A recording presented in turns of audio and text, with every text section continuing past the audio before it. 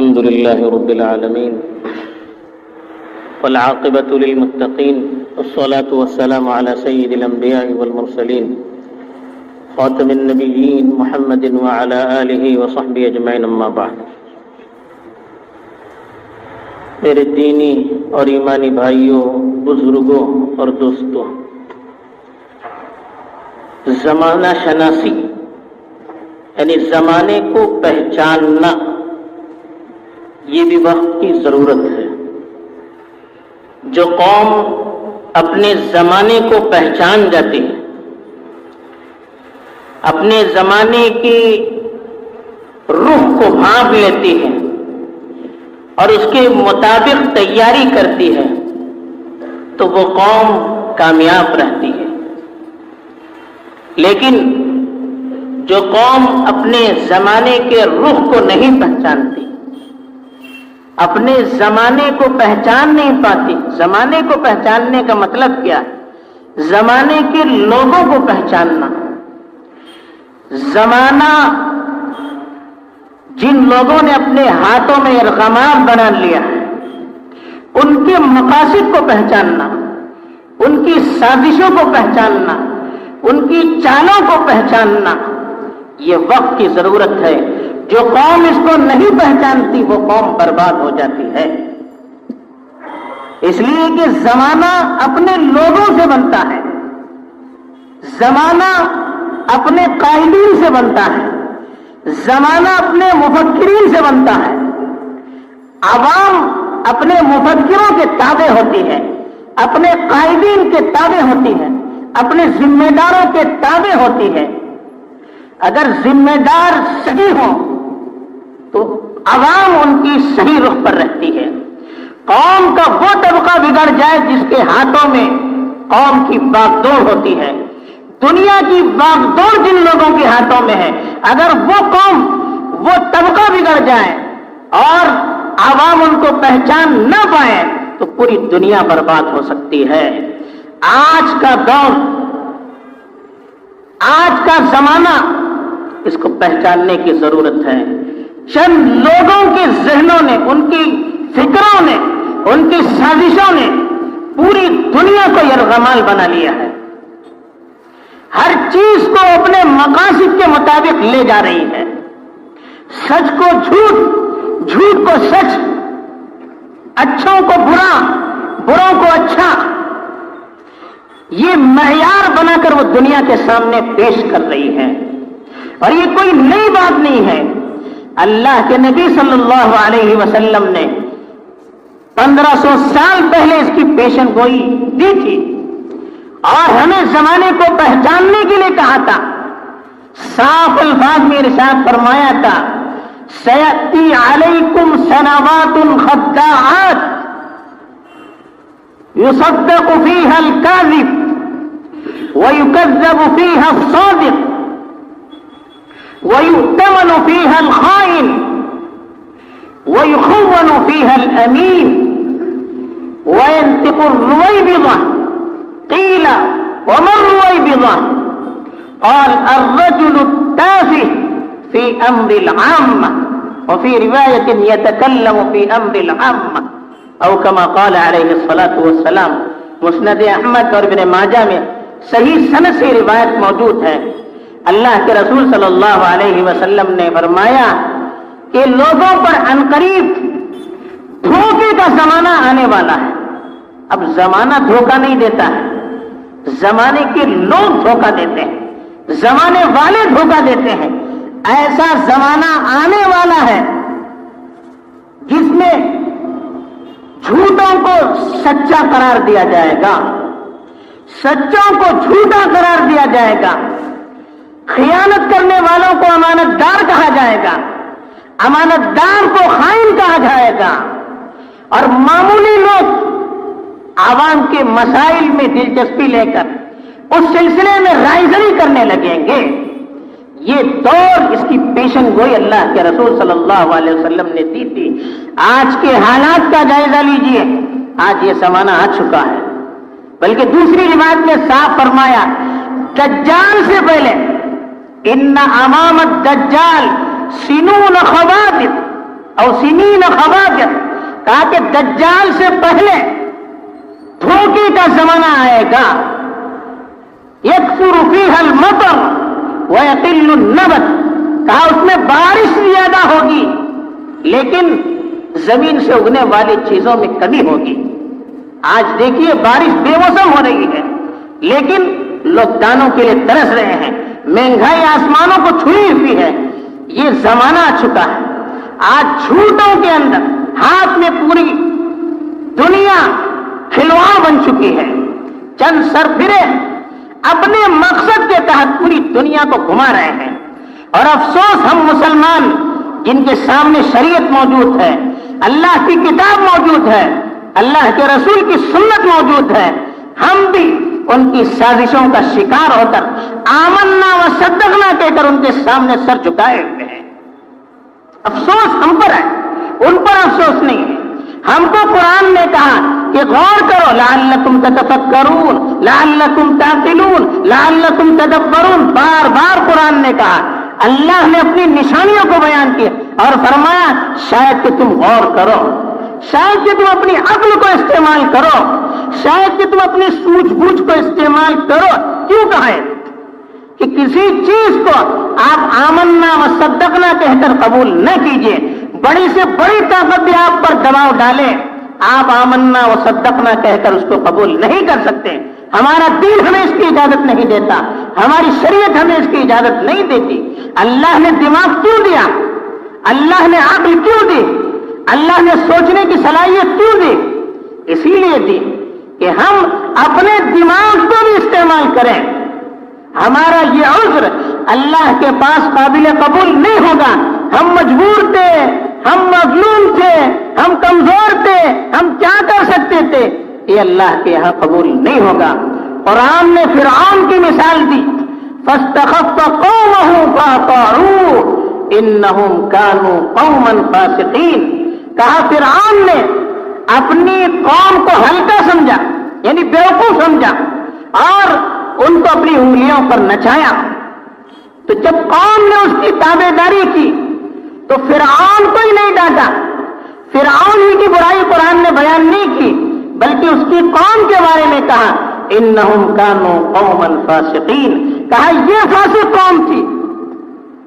واتبعوا امر کل جبار عنید، دوسری جگہ فرمایا یہ وہ قوم تھی جس نے ہر ظالم اور سرکش کی تابع داری کی، اس کے پیچھے چلے، اس کی باتوں کو قبول کیا، اس کے سامنے آمنا و صدقنا کہا۔ نتیجہ یہ ہوا کہ اللہ کے عذاب کے وہ بھی تابع ہو گئے، جب اللہ کا عذاب آیا وہ بھی بچ نہیں پائے۔ تو ہم یہ کہہ کر اپنا دامن نہیں چھڑا سکتے، ہم کیا کر سکتے ہیں، کون ہم پر حکمرانی کر رہا ہے، ہماری کیا چلتی ہے، نہیں، ہم اللہ کے پاس ذمہ دار ہیں۔ دیکھیے ظالم اس وقت ظالم بنتا ہے جب اس کے ظلم پر لوگوں کی زبانیں خاموش رہتی ہیں۔ سرکش آدمی اس وقت سرکش بنتا ہے جب لوگ اس کے اشاروں پر منوان چلنا شروع کر دیتے ہیں، ورنہ ایک ظالم بھی عام انسان رہتا ہے، اس کے پاس اتنا پاور اور اتنی طاقت نہیں رہتی ہے۔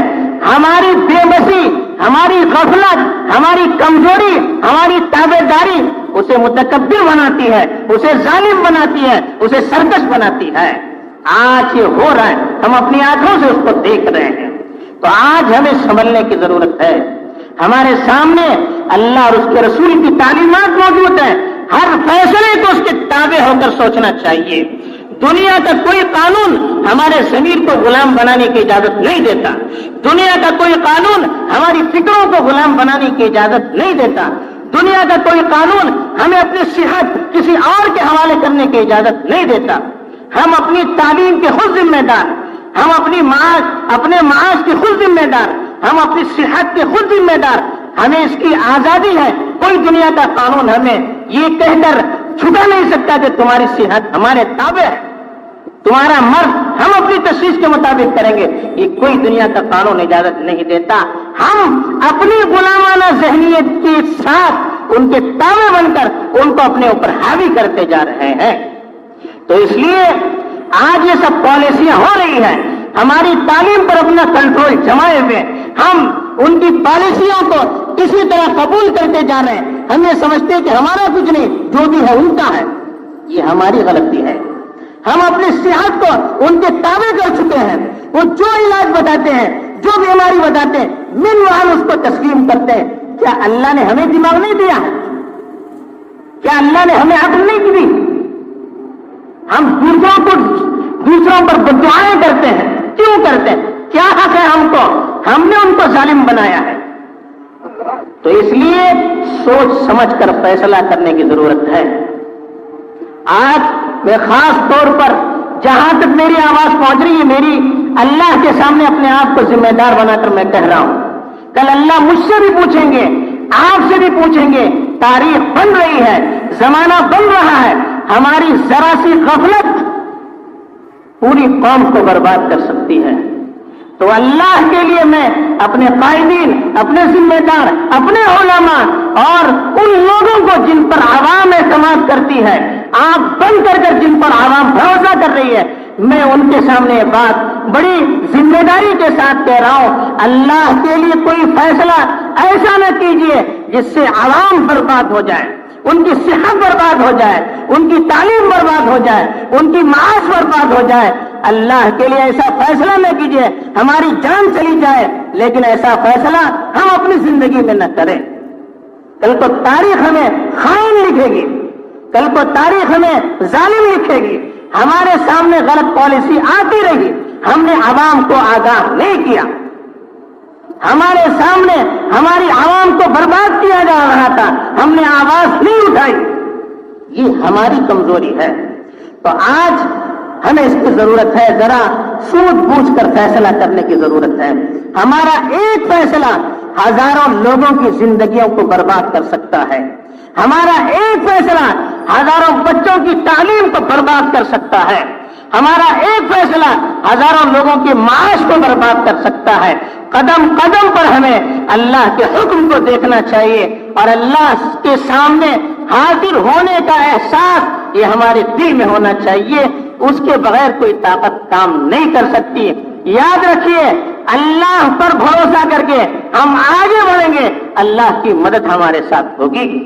ہم اللہ پر بھروسہ ہی نہیں کریں، ہمیں دشمنوں پر بھروسہ، ہمیں ظالموں پر بھروسہ، اللہ پر بھروسہ نہیں تو اللہ کی مدد کہاں سے آئے گی؟ ہم ایک قدم اٹھانے کے لیے تیار نہیں، ایک فیصلہ اپنی مرضی اور شریعت کی روشنی میں لینے کے لیے تیار نہیں، کہاں سے اللہ کی مدد آئے گی؟ تو اس لیے آج ہمیں سنجیدگی سے اس مسئلے پر غور کرنے کی ضرورت ہے.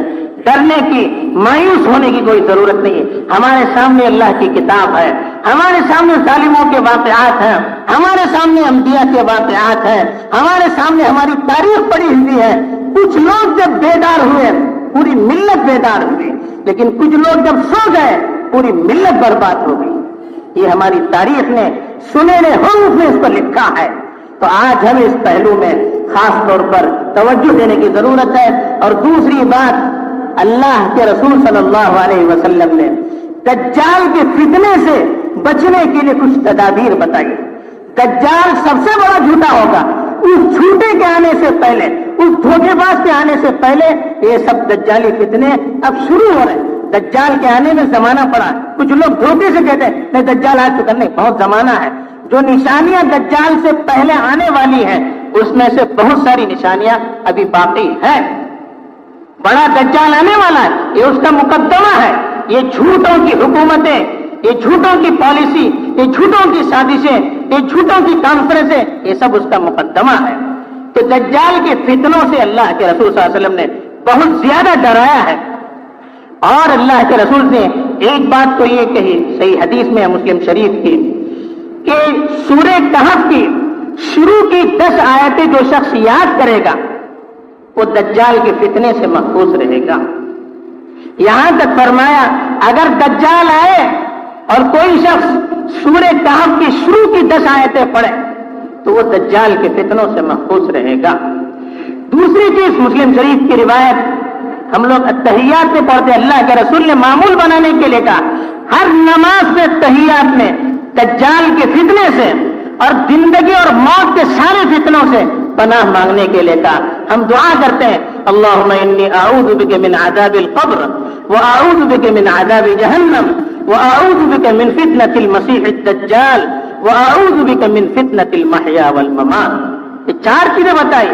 ایک تو قبر کے فتنے سے محفوظ رہنے کے لیے دعا کرنا, ایک جہنم کے فتنے سے حفاظت کے لیے اللہ سے دعا کرنا, تیسرا دجال کے فتنے سے حفاظت کے لیے دعا کرنا, اور چوتھا زندگی اور موت کی ہر آزمائش اور ہر فتنے سے بچنے کی دعا کرنا. یہ اللہ نے خاص طور پر اللہ کے رسول صلی اللہ علیہ وسلم نے فرمایا کہ ہر فتنے سے حفاظت کے لیے اللہ سے دعا کرتے رہنا. اللہ کا در کھلا ہوا ہے, اس کی طاقت سب سے بڑی ہوئی ہے. کوئی سازش اللہ کے فیصلے کے سامنے چل نہیں سکتی, لیکن ہمیں بھی تو اللہ کے سامنے ہاتھ اٹھا کر گڑ گڑانا چاہیے, دعا کرنے چاہیے تاکہ اللہ کو ہم پر رحم آئے اور اللہ کا فیصلہ اترے اور سازشیں ان کی نیست و نابود ہو جائے. تو ہمیں ان چیزوں کی پابندی کرنے کی ضرورت ہے. اللہ تعالیٰ مجھے بھی دجال اور اس کے فتنوں سے محفوظ فرمائے, آپ کی بھی حفاظت فرمائے. آمین. وآخر دعوانا الحمد للہ رب العالمین.